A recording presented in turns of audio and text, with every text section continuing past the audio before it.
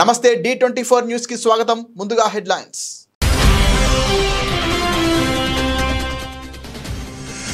భారత్ పై భారీ సుంకాలు విధించాలన్న ట్రంప్ నిర్ణయంపై మాజీ సలహాదారు జాన్ బోల్టన్ విమర్శలు. కీలక భాగస్వామి అయిన భారత్ ను అనవసరంగా రెచ్చగొట్టడమేనని వ్యాఖ్య.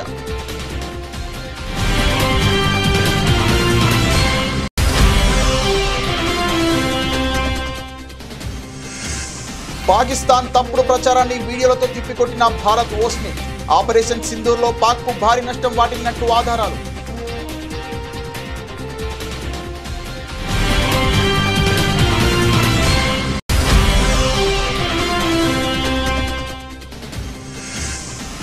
స్వాతంత్ర దినోత్సవం 1090 మందికి కేంద్రం పథకాలు. Police, fire, home guard, correctional services సిబ్బందికి పురస్కారాలు.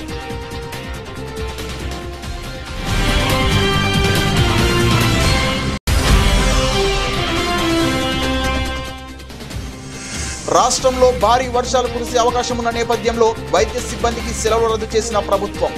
3 రోజులు అప్రమత్తంగా ఉండాలన్న మంత్రి దామోదర్ రాజనరసింహ.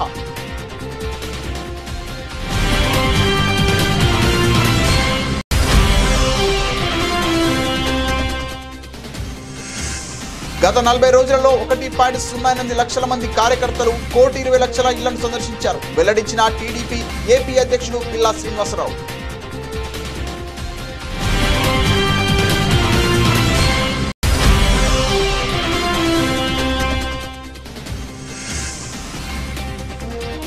కోదండరాం, అమీర్ అలీ ఖాన్ నియామకాలపై సుప్రీంకోర్టు స్టే. వారి నియామకాలు నిలిపివేస్తూ సంచలన తీర్పు.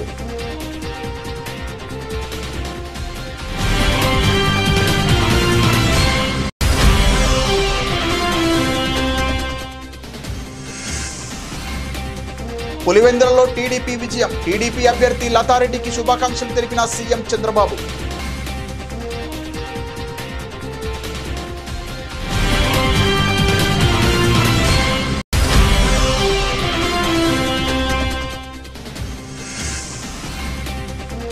పులివెందుల ఒంటిమిట్ట ఉప ఎన్నికలు రద్దు చేయాలన్న వైసీపీ అధినేత. కేంద్ర బలగాల ఆధ్వర్యంలో తిరిగి ఎన్నికలు నిర్వహించాలని వైఎస్ జగన్ డిమాండ్.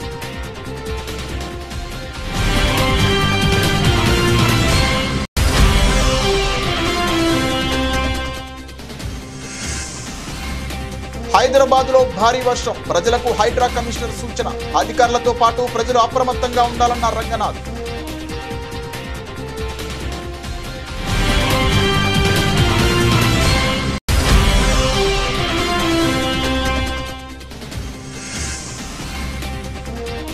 బుడమేరుకు మళ్లీ వరదలంటూ వార్తలు. వదంతులు నమ్మవద్దన్న జిల్లా కలెక్టర్ లక్ష్మీష.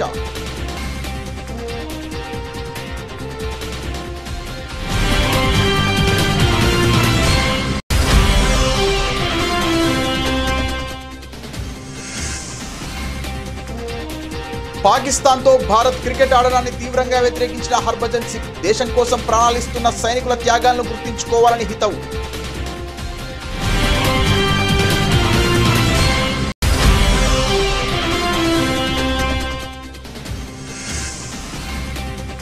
తిరుమల శ్రీవారిని దర్శించుకున్న జాన్వీ కపూర్, సిద్ధార్థ్ మల్హోత్రా. తీర్థ ప్రసాదాలు అందజేసి ఆశీర్వచనం చేసిన పండితులు.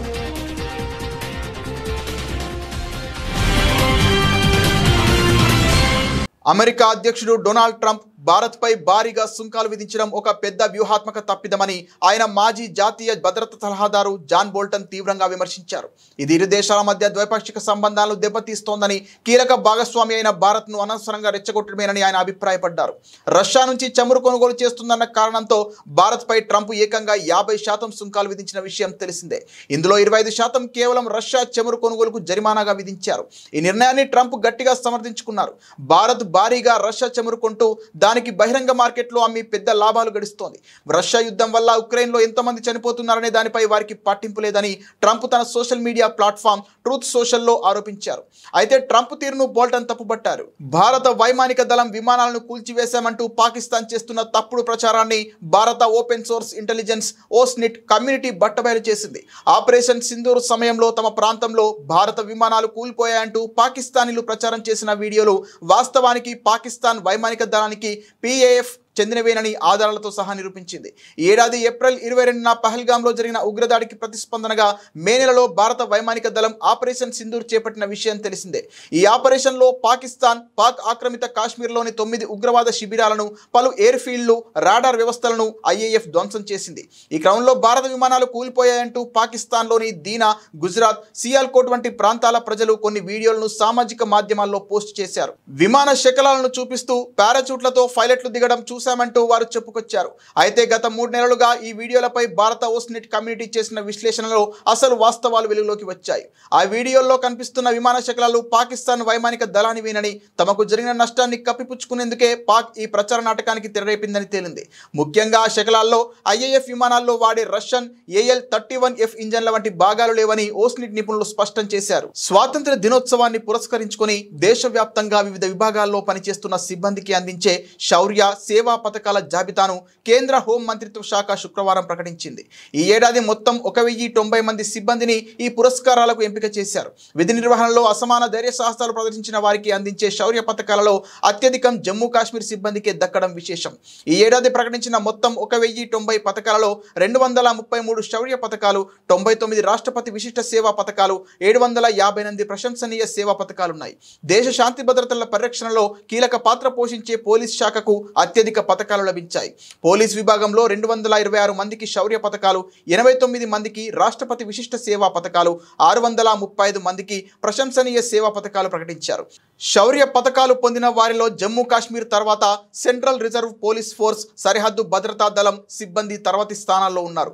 ఇతర విభాగాలైన ఫైర్ సర్వీసెస్లో 6 శౌర్య పథకాలు, 5 రాష్ట్రపతి విశిష్ట సేవా పథకాలు, 51 ప్రశంసనీయ సేవా పథకాలు సహా మొత్తం 62 పురస్కారాలు ప్రకటించారు. హోంగార్డు, సివిల్ డిఫెన్స్ విభాగంలో 1 శౌర్య పథకం, 3 రాష్ట్రపతి విశిష్ట సేవా పథకాలు, 41 ప్రశంసనీయ సేవా పథకాలున్నాయి. కరెక్షనల్ సర్వీసెస్లో 2 రాష్ట్రపతి విశిష్ట సేవా పథకాలు, 31 మందికి ప్రశంసనీయ సేవా పథకాలు అందించనున్నారు. రాష్ట్రంలో రానున్న 3 రోజుల పాటు భారీ వర్షాలు కురిసే అవకాశం ఉన్న నేపథ్యంలో వైద్య సిబ్బందికి ప్రభుత్వం సెలవులు రద్దు చేసింది. ఈ 3 రోజుల పాటు ఆరోగ్య శాఖ అధికారులు, సిబ్బంది అప్రమత్తంగా ఉండాలని మంత్రి దామోదర రాజనరసింహ సూచించారు. ఆరోగ్య శాఖ ఉన్నతాధికారులతో మంత్రి టెలికాన్ఫరెన్స్ నిర్వహించారు. ఆసుపత్రుల సూపరింటెండెంట్లు, ఆర్ఎంఓలు, వైద్యాధికారులు, వైద్యులు, సిబ్బంది ఖచ్చితంగా ఆసుపత్రుల్లోనే ఉండాలని ఆదేశించారు. అందుకు అనుగుణంగా ఏర్పాట్లు చేసుకోవాలని చెప్పారు. అందరికీ సెలవులు రద్దు చేయాలని ఉన్నతాధికారులను మంత్రి ఆదేశించారు. అంబులెన్సులు, 102 వాహనాలు అన్ని సిద్ధంగా ఉంచుకోవాలని, ఎక్కడ అత్యవసరం ఉన్నా తక్షణమే వెళ్లి రోగులను తరలించేలా డ్రైవర్లు, ఈఎంటీలను 24 గంటలు అందుబాటులో ఉంచుకోవాలన్నారు. ఆసుపత్రుల్లో విద్యుత్ అంతరాయం లేకుండా చర్యలు తీసుకోవాలని, కరెంటు పోతే ఆ మరుక్షణమే జనరేటర్లను ప్రారంభించి రోగులకు ఇబ్బంది లేకుండా చూసుకోవాలని ఆదేశించారు. భారీ వర్షాల నేపథ్యంలో ఆసుపత్రులలోకి నీరు చేరకుండా ముందు జాగ్రత్త చర్యలు తీసుకోవాలని ఆదేశించారు. సుపరిపాలన తొలి అడుగు కార్యక్రమంలో భాగంగా గత 40 రోజులలో 1.08 లక్షల మంది కార్యకర్తలు 1,20,00,000 ఇళ్లను సందర్శించారని టీడీపీ రాష్ట్ర అధ్యక్షుడు పల్లా శ్రీనివాసరావు తెలిపారు. టెక్నాలజీని ఉపయోగించి జియో ట్యాగింగ్ ద్వారా ఈ కార్యక్రమాన్ని పర్యవేక్షించామన్నారు. ఈ కార్యక్రమం ద్వారా ఏడాది కాలంలో ప్రజలు పొందిన లబ్ధి, ప్రభుత్వ పాలనపై వారి అభిప్రాయాలను తెలుసుకున్నట్లు పేర్కొన్నారు. గత 12 నెలలుగా కూటమి ప్రభుత్వం చేసినటువంటి అభివృద్ధి కార్యక్రమాలు ఉన్నాయో ఆ అభివృద్ధి కార్యక్రమాలని ప్రజల దృష్టికి తీసుకువెళ్ళడం, మళ్ళీ వారి దగ్గర నుంచి ఫీడ్బ్యాక్ తీసుకొని మళ్ళీ పార్టీకి తెలియజేయడం. ఈ విధంగా సుమారు 40 రోజులు 1,08,000 మంది కార్యకర్తలు ప్రతిరోజు కూడా పాల్గొని ఇంటింటికి వెళ్ళి ఏదైతే మేము ఇచ్చినటువంటి పాంప్లెట్ ఉందో ఆ పాంప్లెట్ని ప్రతి ఇంటికి కూడా చేరవేయడం జరిగింది. ఈరోజు ఒకసారి ఆ కార్యక్రమంలో ఎన్ని గడపలు, ఎన్ని ఇల్లులు టచ్ చేశారా అనేది కానీ ఒకసారి చూసుకుంటే, ఎందుకంటే ఈరోజు మా యువ నాయకులు కేవలం ఇంటింటికి వెళ్ళారు, మన పాంప్లెంట్ ఇచ్చారు అంటే తీసుకునే విధంగా కాదు. దాన్ని మేము టెక్నాలజీతో జోడించి ప్రతి ఇంటి దగ్గర కూడా ఆ జియో ట్యాగింగ్ వచ్చినట్టుగా ఆ డేటా అంతా కూడా బ్యాక్గ్రౌండ్ చెక్ చేసుకొని మరి ఈరోజు మీకు తెలియజేస్తున్నాం. ఈ గడిచిన 40 రోజులుగా ప్రతిరోజు 1,00,000 మంది మరి తిరిగి ఈ రాష్ట్రంలో 1,20,00,000 ఇల్లుని టచ్ చేయడం జరిగిందని చెప్పి ఈ సందర్భంగా తెలియజేస్తున్నాం. ఎగ్జాక్ట్గా ఫిగర్ చెప్పాలి అంటే 1,20,53,109 ఇల్లులు మరి ఈరోజు మా క్యాడర్ అంతా వెళ్ళి ఈ సుపరిపాలనలో తొలి అడుగు అనే కార్యక్రమాన్ని భాగంగా ఇన్ని ఇల్లులు టచ్ చేయడం జరిగిందని చెప్పేసి ఇంటింటికి వెళ్ళడం జరిగిందని చెప్పి మీకు తెలియజేస్తున్నాం. అంటే రాష్ట్రంలో 1,50,00,000 ఇల్లులుంటే 1,20,00,000 ఇల్లులు మా కేడరు గడిచిన 40 రోజులుగా మరి ఇంటింటికి వెళ్లి ఈ సుపరిపాలన తొలి అడుగులో పాంప్లెట్ ఇవ్వడం జరిగిందని చెప్పి తెలియజేస్తున్నాం. తెలంగాణ జనసమితి అధ్యక్షుడు కోదండరాం అమీర్ అలీఖాన్ నియామకాలపై సుప్రీంకోర్టు స్టే విధించింది. గవర్నర్ కోటాలో వీరిద్దరిని తెలంగాణ ఎమ్మెల్సీలుగా నియమించగా ఈ నియామకాలను సవాల్ చేస్తూ బీఆర్ఎస్ నేత దాసోజు శ్రవణ్ దాఖలు చేసిన పిటిషన్పై విచారణ జరిపిన సుప్రీంకోర్టు ఈ సంచలన తీర్పును వెలువరించింది. దీంతో వారికి అత్యున్నత న్యాయస్థానంలో ఎదురుదెబ్బ తగిలింది. వారి నియామకాలను నిలిపివేస్తూ కోర్టు తీర్పు వెలువరించింది. ఎమ్మెల్సీలుగా కోదండరాం అమీర్ అలీఖాన్ నియామకాలను సవాల్ చేస్తూ బీఆర్ఎస్ నేతలు దాసోజు శ్రవణ్ కుమార్, సత్యనారాయణ సుప్రీంకోర్టులో పిటిషన్ దాఖలు చేశారు. ఆ పిటిషన్లపై విచారణ జరిపిన సుప్రీంకోర్టు నేడు తీర్పును వెలువరించింది. తదుపరి ఉత్తర్వులకు అనుగుణంగా ఎంపిక ఉండాలని పేర్కొంటూ గతంలో ఇచ్చిన మధ్యంతర ఉత్తర్వులను ధర్మాసనం సవరించింది. మధ్యంతర ఉత్తర్వుల తర్వాత ప్రమాణ స్వీకారం చేయడం తప్పని సుప్రీంకోర్టు పేర్కొంది. మాకు గవర్నర్ గారు అన్యాయంగా మా యొక్క ప్రతిపాదనలను గత ప్రభుత్వం చేసిన ప్రతిపాదనలు రద్దు చేసింది. ఆ రద్దు చేసినటువంటి ఒక రద్దు చేసిన దాన్ని హైకోర్టు కొట్టివేసింది. హైకోర్టు ఆర్డర్ మాకు ఫేవరబుల్గా వచ్చింది. అయినప్పటికీ కూడా గవర్నర్ అమలు చేయకపోతే మేము సుప్రీంకోర్టుకు వచ్చినాము. మాకు న్యాయం జరగాల, చట్ట ప్రకారం రాజ్యాంగ ప్రకారం మాకు న్యాయం జరగాలని చెప్పని మేము ఇక్కడికి రావడం జరిగింది. ఆర్డర్ కాపీ రాలేదన్న ఇవాళ సుప్రీంకోర్టు ఆర్గ్యుమెంట్స్ది. అది వచ్చిన తర్వాత నేను ఇమీడియట్లీ మీ అడ్వకేట్ చెప్పినటువంటి అంశం ఏంటి? మీ అడ్వకేట్ మీకు ఇచ్చినటువంటి అంశం ఏంటి? అంటే ఏం జరిగిందన్నారు? ఏం జరిగిందని చెప్పారు? తెలియకల ప్రశ్న ఇది. నో ఏమన్నారంటే గతంలో ఉన్నటువంటి సుప్రీంకోర్టు ఆర్డర్ ఏదైతుందో దాన్ని మోడిఫై చేస్తూ ఉన్నారు. 14 ఆగస్ట్ 24 నాడు ఏదైతే సుప్రీంకోర్టు ఆర్డర్ ఇచ్చిందో ఆ ఆర్డర్ను మోడిఫై చేస్తూ ఉన్నాము. తదనంతరం జరిగినటువంటి యొక్క పర్యవసాన కార్యక్రమాలన్నీ కూడా రద్దయినట్లుగా అన్నట్టుగా మాట్లాడారు. కాబట్టి అన్కాన్స్టిట్యూషనల్ యాక్టివిటీస్ నన్ను ఇప్పుడు నేను ఆర్డర్ వచ్చినాక మొత్తం ఎక్స్ప్లెయిన్ చేస్తాను. కరెక్టే, మేము పొలిటికల్ అఫిలియేషన్స్ మాకుంటే కోదండరామ్ గారికి కూడా పొలిటికల్ అఫిలియేషన్స్ ఉన్నాయి కదా, అమీర్ అలీ గారికి కూడా పొలిటికల్ అఫిలియేషన్స్ ఉన్నాయి కదా. ధర్మం ఎవరికైనా, రాజ్యాంగం అనేది కుర్ర సత్యనారాయణ గారికి ఒకటి, దాసోజు శ్రవణ్కి ఒకటి, వెంకటేష్ గారికి ఒకటి, లేకపోతే మా రాజుకి ఒకటి ఉండకూడదు కదా. Constitution should be based on the preamble, equality, Liberty అని అంటే మనం అందరికీ సమానంగా రాజ్యాంగం వర్తించాలా. ఆ గవర్నర్ గారు రాజ్యాంగాన్ని సమానంగా వర్తింపజేయలేదు. మాకొక pick and choose, selectively pick and choose, మమ్మల్ని ఏమో మాకు స్పెషల్ అచీవ్మెంట్ లేదు, మాకు లాంగ్ టెన్యూర్ లేదు, లేకపోతే పొలిటికల్లీ అఫిలియేటెడ్ అని అన్నారు. మరి కోదండరామ్ గారు అయితే పార్టీ ప్రెసిడెంటే, తర్వాత అమీర్ అలీ గారికి కూడా పొలిటికల్ యాక్టివిజం ఉంది. మరి వాళ్ళనేమో అపాయింట్ చేస్తుంది. ఆమె మళ్ళీ ప్రెస్ నోట్ ఇచ్చింది 17 జనవరి 2023లో తనే ఒక ప్రెస్ నోట్ ఇచ్చి 24 నాడు ఒక ప్రెస్ నోట్ ఇచ్చి నేను పదవులు ఏవి నింపను అని చెప్పని రాత్రికి రాత్రి ఏ కారణాల చేతనో వాళ్ళు నామినేట్ చేసినారు. What ever is it sir, ధర్మం గెలవాలని కోరుకుంటున్నా. రాహుల్ గాంధీ గారు అన్నట్టుగా భారత సంవిధానం కాపాడబడాలా, జై సంవిధాన్. అప్పుడైతే completely political motive and illogical interpretation of the constitutional authority that is vested with the governor. కాబట్టి అది సరిచేయబడుతుంది, ధర్మం గెలుస్తుందని భావిస్తుంది. అంటే హైకోర్టుకు మీరు వెళ్ళిన తర్వాత హైకోర్టులో ఏం చెప్తే మీరు సుప్రీంకోర్టుకు వచ్చారు? హైకోర్టులో ఏదైతే మమ్మల్ని గవర్నర్ గారు రిజెక్ట్ చేసినారో ఆ రిజెక్షన్ లెటర్ను రద్దు చేసినారు హైకోర్టు. 2 తర్వాత కోదండరామ్ గారి నామినేషను, గజెట్, ఆ అపాయింట్మెంట్ ఏదైతే ఉండేనో వాటిని కూడా రద్దు చేసినారు. మేము సుప్రీంకోర్టుకు వచ్చిన తర్వాత సుప్రీంకోర్టులో స్టే ఇచ్చినారు. మీకు తెలుసు, అది 14 ఆగస్టు 2024 స్టే ఇచ్చినారు. ఆ స్టే ఇవ్వడంతో మా రిజెక్షన్ రివైవ్ అయిపోయింది. తర్వాత వాళ్ళ గజెట్ రివైవ్ అయిపోయినట్టుగా వాళ్ళు భావించి సుప్రీంకోర్టు తీర్పును తప్పుగా భావించి ఆ గజెట్ను పట్టుకెళ్ళి వాళ్ళు ఓత్ తీసుకున్నారు. అది మరి కోర్టు వాళ్ళ రద్దు చేసినట్టుగా అనిపిస్తూ ఉంది. అంటే సార్ యాక్చువల్లీ ఆ రోజు ఇచ్చినటువంటి తీర్పు ఏంటి? సుప్రీంకోర్టు ఆ రోజు చెప్పినటువంటి అంశం ఏంటి? ఆ రోజు ఏం చెప్పింది? Notice serve to the government and to the governor and to the respondents to any appointment made subsequently are subject to the outcome of this SLP అని చెప్పడం జరిగింది. పులివెందుల జెడ్పీటీసీ ఉప ఎన్నికలో తెలుగుదేశం పార్టీ అభ్యర్థి మారెడ్డి లతారెడ్డి విజయం సాధించారు. 6050 ఓట్ల మెజారిటీతో టీడీపీ అభ్యర్థి లతారెడ్డి గెలిచారు. ఈ ఘన విజయంపై ఆంధ్రప్రదేశ్ ముఖ్యమంత్రి తెలుగుదేశం జాతీయ అధ్యక్షుడు నారా చంద్రబాబు నాయుడు స్పందించారు. పులివెందుల జెడ్పీటీసీ ఉప ఎన్నికలో టీడీపీ అభ్యర్థి విజయంపై మంత్రులతో మాట్లాడారు. కడప జిల్లాలోని టీడీపీ నేతలంతా పులివెందుల విజయం పట్ల స్పందించాలని చంద్రబాబు దిశానిర్దేశం చేశారు.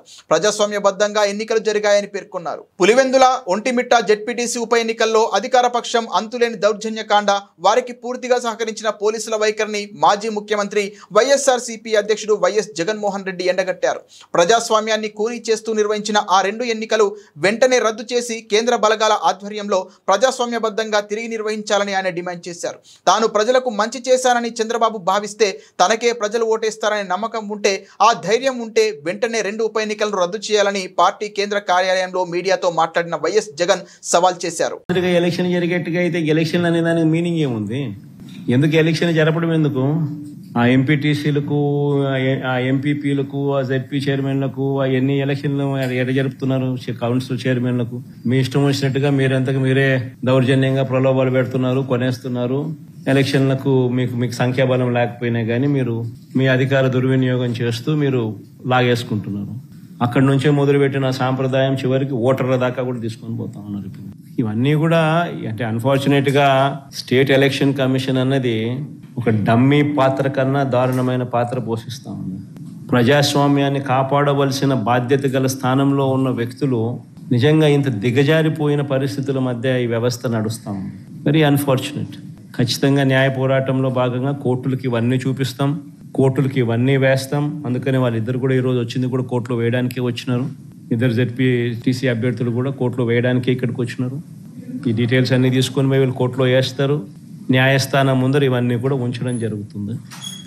డిమాండ్ వుడ్ బి కేంద్ర బలగాల చేత, కేంద్ర బలగాల ఆధ్వర్యంలో ప్రజాస్వామ్యబద్ధంగా ఎన్నికలు జరిగించాలి అన్నది డిమాండ్ ఉంది. ఆ డిమాండ్తోనే కోర్టుకు కూడా ఆశ్రయించడం కూడా జరుగుతుంది. జాయిన్ అనే దానికి మీనింగ్ ఏంది? What is the meaning and definition of joining? State election commission ముందర మాకున్న అభ్యంతరాలను, జరిగిన అన్యాయాలను సవివరంగా వివరించినాం. ఇన్ఫ్యాక్ట్ దేశంలో కల్లా ఎక్కడన్నా బిగ్గెస్ట్ అనామలీ ఎక్కడన్నా జరిగిందంటే అది రాష్ట్రంలోనే. 12.5% వాళ్ళు ఓటు ముగిసే నాటికి, ఓట్లు కౌంటింగ్ నాటికి percentage of difference highest in the country బహుశా ఆంధ్ర రాష్ట్రంలోనే జరిగింది. 12.5%, అంటే దాదాపుగా 48 లక్షల ఓట్లు ఆ స్థాయిలో జరిగినప్పుడు అది ఎలక్షన్ కమిషన్కి మన ప్రజెంటేషన్లో మా వాళ్ళంతా పోయి ఇచ్చినాం. ఎలక్షన్ కమిషన్కి చెప్పినాం ఇంటెన్సివ్ రివిజన్ ఏదైతే ఎక్సర్సైజ్ ఉందో అది ఆంధ్ర రాష్ట్రంలో కూడా మేము చేస్తాము అని చెప్పి కూడా సానుకూలంగా చెప్పినారు. కానీ at the end of the day అన్ఫార్చునేట్గా ఏం చేయగలుగుతాం? అయ్యా చంద్రబాబు, నీకు ప్రజలు ఓటేస్తారని నమ్మకం ఉన్నప్పుడు, నువ్వు నిజంగానే మంచి చేశావు అని చెప్పి నిజంగా నువ్వు అనుకుంటే ఎందుకు ఇవన్నీ చేయాలా? నువ్వు ప్రజలకు మంచి చేయలేదని నీకు తెలుసు కాబట్టి, ప్రజలు నీకు ఓటు వెయ్యరు అని నీకు తెలుసు కాబట్టి, ప్రజాస్వామ్యబద్ధంగా ఎన్నిక జరిగితే నీకు ఓట్లు పడవు అని నీకు తెలుసు కాబట్టి ఈ స్థాయిలో దౌర్జన్యానికి దిగుతూ ఉండవు. 2017లో కూడా మీ అందరికీ గుర్తుండే ఉంటుంది, నంద్యాల బై ఎలక్షన్స్ జరిగినాయి. కరెక్ట్గా 2019 జనరల్ ఎలక్షన్స్కు 1.5 year ముందు, నా పాదయాత్ర స్టార్ట్ కాక మునుపు నంద్యాల బై ఎలక్షన్స్ జరిగినాయి. అప్పుడు కూడా ఇదే మాదిరిగానే నంద్యాల బై ఎలక్షన్స్ కూడా మైక్రో మేనేజ్మెంట్ చేసినారు. చేసి 27,000తో గెలిచినారు. గెలిచి సంకలు గుద్దుకున్నారు. 27,000 గెలిచినా వైఎస్ఆర్సీపీ పని అయిపోయింది, తెలుగుదేశం పార్టీ బాయింట్గా ఉంది, బ్రహ్మాండంగా ఉంది అని అందరితో నన్ను తిట్టించినారు, వైఎస్ఆర్సీపీని తిట్టించినారు, తెలుగుదేశం పార్టీ బ్రహ్మాండంగా ఉందన్నారు. కరెక్ట్గా 1.5 year తర్వాత అదే నంద్యాలలోనే 35,000తో గెలిచినాం వైఎస్ఆర్సీపీ. రాష్ట్ర వ్యాప్తంగా కూడా చంద్రబాబు నాయుడు భూస్థాపితం చేసినారు ప్రజలంతా. ఎక్కడైనా కూడా ప్రజాస్వామ్యంలో ప్రజలకు మంచి చేసి ఓట్లు అడిగితే, ప్రజలు మనస్ఫూర్తిగా ఆ ఓట్లు వేస్తే 4 కాలాలు వర్ధిల్లుతారు. ఈ ఆదిరిగా దౌర్జన్యాలు చేస్తే ఆ దౌర్జన్యాలంతా కూడా టెంపరీగా మీకు ఏదైనా ఉపయోగపడతాయేమో కానీ చివరికి వచ్చేసరికి కన్ను మూసుకొని కళ్ళు తెరిచేసరికి 1.5 year అయిపోయింది. అప్పుడే కన్ను మూసుకొని కళ్ళు తెరిచేసరికి మరో 3 ఏళ్ళు కూడా అయిపోతాయి. ఆ 3 ఏళ్ళు అయిపోయిన తర్వాత తెలుగుదేశం పార్టీ వీళ్ళు చేసిన అన్యాయాలకు, దౌర్జన్యాలకు, అబద్ధాలకు, మోసాలకు ప్రజలు ఏ స్థాయిలో బుద్ధి చెబుతారు అని అంటే డిపాజిట్లు కూడా రాని పరిస్థితి లేకపోతారు వీళ్ళంతా. ఇది వాస్తవం. హైదరాబాద్ నగరంలో భారీ వర్షాలు కురిసే అవకాశం ఉన్నందున అధికారులు, ప్రజలు అప్రమత్తంగా ఉండాలని హైడ్రా కమిషనర్ రంగనాథ్ అన్నారు. అధికారులకు ప్రజలు సహకరించాలని సూచించారు.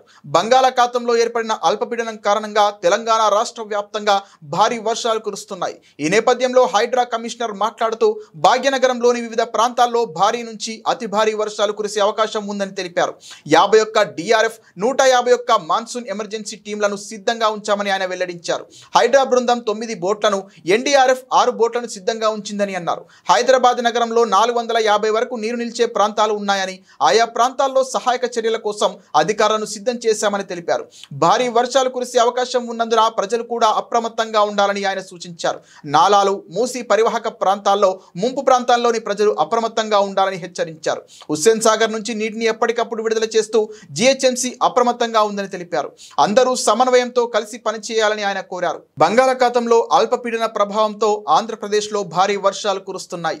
వాగులు, వంకలు పొంగి ప్రవహిస్తున్నాయి. విజయవాడలో పలు ప్రాంతాల్లో వర్షపు నీరు నిలిచిపోయింది. ఈ క్రమంలో బుడమేరుకు వరద వస్తోందంటూ వదంతులు వ్యాపించాయి. దీంతో విజయవాడ పట్టణంలోని పలు ప్రాంతాల ప్రజలు ఆందోళన చెందుతున్నారు. ఈ వదంతులపై NTR జిల్లా కలెక్టర్ లక్ష్మీషా స్పందిస్తూ బుడమేరుకు వరద అంటూ వచ్చే వదంతులను ప్రజలు నమ్మవద్దని కోరారు. భారీ వర్షాల నేపథ్యంలో బుడమేరులో ప్రవాహంపై వెలగలేరు రెగ్యులేటర్ వద్ద ప్రత్యేక బృందం నిరంతరం నిశితంగా పరిశీలిస్తోందని తెలిపారు. స్థానికంగా కురిసిన వర్షం వలనే విజయవాడలోని వివిధ ప్రాంతాల్లో అక్కడక్కడ నీరు నిలిచిందే కానీ దానికి బుడమేరు వరద కారణం కాదని స్పష్టం చేశారు. వెలగలేరు రెగ్యులేటర్ వద్ద నీటిని విడుదల చేస్తే 24 గంటల ముందే ప్రజలను అప్రమత్తం చేయడం జరుగుతోందన్నారు. బుడమేరు పరివాహక ప్రజలను సురక్షిత ప్రాంతాలకు తరలించిన తర్వాతనే నీటి విడుదల జరుగుతోందని తెలిపారు. ఏదైనా సందేహాలు ఉంటే కలెక్టరేట్ కంట్రోల్ రూమ్ 9154970454 నంబర్కు కాల్ చేసి పరిస్థితిని తెలుసుకోవచ్చని చెప్పారు. ప్రజలు పుకార్లు నమ్మకుండా ధైర్యంగా అప్రమత్తతో ఉండాలని కలెక్టర్ సూచించారు. అందరికీ నమస్కారం. నేను NTR కలెక్టర్ మాట్లాడుతున్నాను. బుడమేరు గురించి ముఖ్య సూచన, మీడియాలో కానీ లేదా సోషల్ మీడియాలో ఎక్కడైనా బుడమేరు వరదల గురించి ఎవరైనా అపోహలు సృష్టిస్తుంటే దయచేసి నమ్మకండి. బుడమేరుని రెగ్యులేటర్ దగ్గర నుంచి బుడమేరు ఫ్లో మొత్తం జాగ్రత్తగా మానిటర్ చేస్తున్నాము. Budameru diversion canal, Budameru Velagaleru regulator దగ్గర ఏమాత్రం నీళ్ళు ఇంకా రిలీజ్ అవ్వలేదు. ఇప్పుడు బుడమేరులో ఎక్కడైతే సిటీలో నీళ్లు ఉందని కనిపిస్తూ ఉంది అది లోకల్గా పడిన వర్షం వల్ల తప్పితే బుడమేరు ఈ కుత్తులవాగు మళ్ళీ పులివాగు నుంచి వస్తున్న వాటర్ కాదు. బుడమేరు డైవర్షన్ కెనాల్ దగ్గర ఉన్న వెలగలేరు గేట్ ఇప్పటివరకు తెరవలేదు. వచ్చిన నీళ్ళంటే డైరెక్ట్గా నదికి వెళ్ళిపోతూ ఉంది.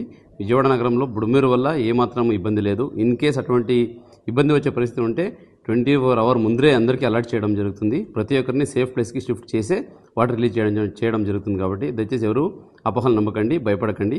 మీకు ఏదైనా డౌట్స్ ఉంటే, ఏదైనా ఇన్ఫర్మేషన్ కావాలంటే district level command controls room పెట్టి ఉన్నాము. అక్కడికి ఫోన్ చేసి మీరు విషయం తెలుసుకోవచ్చు. దయచేసి అపోహలు నమ్మకండి, మీరు ధైర్యంగా ఉండండి, కానీ జాగ్రత్తగా ఉండండి అని మాత్రమే సందర్భంగా తెలియజేస్తూ ఉన్నాను. Thank you. సరిహద్దుల్లో మన సైనికులు దేశం కోసం ప్రాణ త్యాగాలు చేస్తుంటే పాకిస్తాన్తో క్రికెట్ ఆడటం ఎంతవరకు సమంజసమని భారత మాజీ స్పిన్నర్ హర్భజన్ సింగ్ తీవ్రంగా ప్రశ్నించాడు. దేశ ప్రయోజనాల ముందు క్రికెట్ చాలా చిన్న విషయమని, పాక్తో అన్ని రకాల క్రికెట్ సంబంధాలను బహిష్కరించాలని గట్టిగా వాదించాడు. ఆసియా కప్ 2025 షెడ్యూల్లో భాగంగా సెప్టెంబర్ 14న దుబాయ్లో భారత్ పాకిస్తాన్ మధ్య మ్యాచ్ జరగనున్న నేపథ్యంలో హర్భజన్ ఈ వ్యాఖ్యలు చేశాడు. ఈ విషయంపై హర్భజన్ మాట్లాడుతూ, సరిహద్దులో నిలబడి మనల్ని కాపాడుతున్న సైనికుడి త్యాగం చాలా గొప్పది. కొన్నిసార్లు వారు ప్రాణాలతో తిరిగిరారు. వారి కుటుంబాలు పడే వేదన వర్ణనాతీతం. అలాంటి త్యాగాల ముందు మనం ఒక క్రికెట్ మ్యాచ్ను వదులుకోలేమా? దేశం కంటే ఏ ఆటగాడు, నటుడు గొప్ప కాదు. మన గుర్తింపంతా ఈ దేశం వల్లే వచ్చిందని స్పష్టం చేశారు. కలియుగ దైవం తిరుమల శ్రీవారిని బాలీవుడ్ సినీ నటీనటులు జాన్వీ కపూర్, సిద్ధార్థ్ మల్హోత్రా దర్శించుకున్నారు. గురువారం ఉదయం తిరుమలకి చేరుకున్న వీరిద్దరూ నైవేద్య విరామ సమయంలో శ్రీవారి సేవలో పాల్గొన్నారు. దర్శనానంతరం ఆలయ రంగనాయకుల మండపంలో వేద పండితులు వారికి వేదాశీర్వచనం అందించి పట్టు వస్త్రంతో సత్కరించి తీర్థ ప్రసాదాలు అందజేశారు.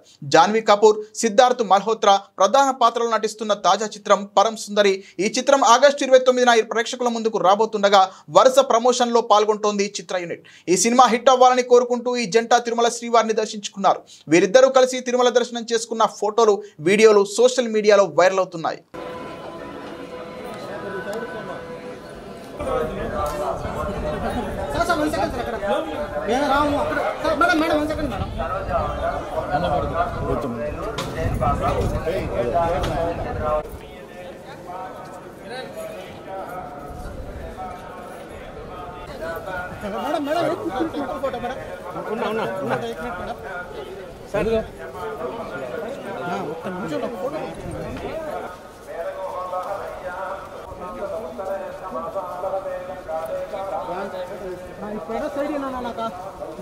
బులెటిన్ ముగించే ముందు హెడ్లైన్స్ మరోసారి.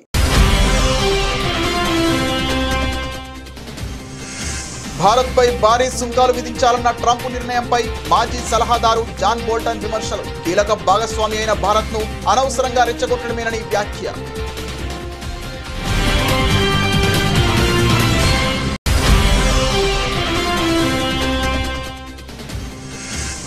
పాకిస్తాన్ తప్పుడు ప్రచారాన్ని వీడియోలతో తిప్పికొట్టిన భారత్ ఓస్ని. ఆపరేషన్ సింధూర్లో పాక్కు భారీ నష్టం వాటిల్లినట్టు ఆధారాలు.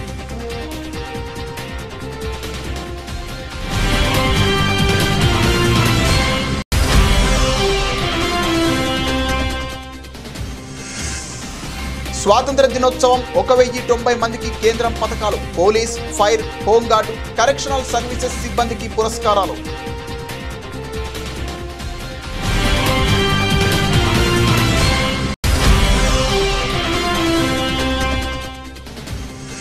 రాష్ట్రంలో భారీ వర్షాలు కురిసే అవకాశం ఉన్న నేపథ్యంలో వైద్య సిబ్బందికి సెలవులు రద్దు చేసిన ప్రభుత్వం. 3 రోజులు అప్రమత్తంగా ఉండాలన్న మంత్రి దామోదర్ రాజనరసింహ.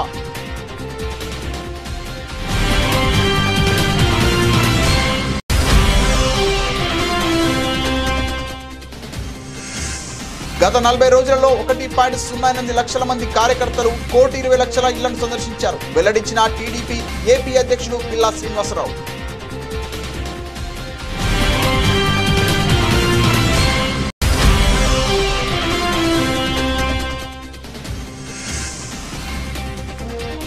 కోదండరాం, అమీర్ అలీఖాన్ నియామకాలపై సుప్రీంకోర్టు స్టే. వారి నియామకాలు నిలిపివేస్తూ సంచలన తీర్పు.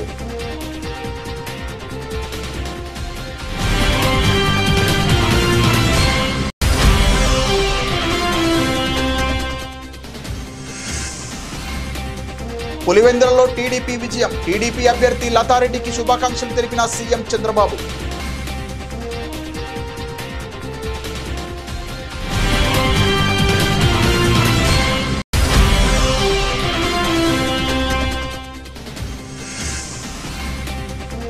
పులివెందుల ఒంటిమిట్ట ఉప ఎన్నికలు రద్దు చేయాలన్న వైసీపీ అధినేత. కేంద్ర బలగాల ఆధ్వర్యంలో తిరిగి ఎన్నికలు నిర్వహించాలని వైఎస్ జగన్ డిమాండ్.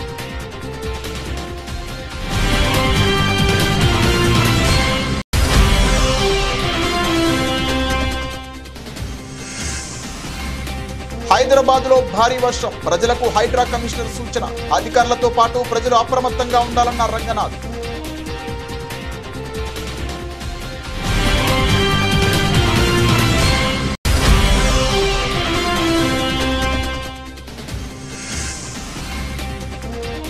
బుడమేరుకు మళ్లీ వరదలంటూ వార్తలు. వదంతులు నమ్మవద్దన్న జిల్లా కలెక్టర్ లక్ష్మీషా.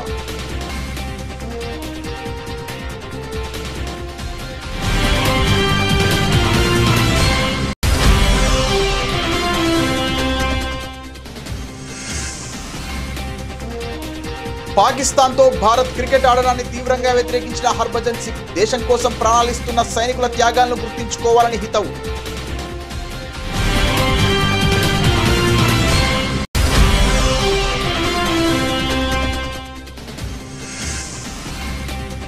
తిరుమల శ్రీవారిని దర్శించుకున్న జాన్వీ కపూర్, సిద్ధార్థ్ మల్హోత్రా. తీర్థ ప్రసాదాలు అందజేసి ఆశీర్వచనం చేసిన పండితులు.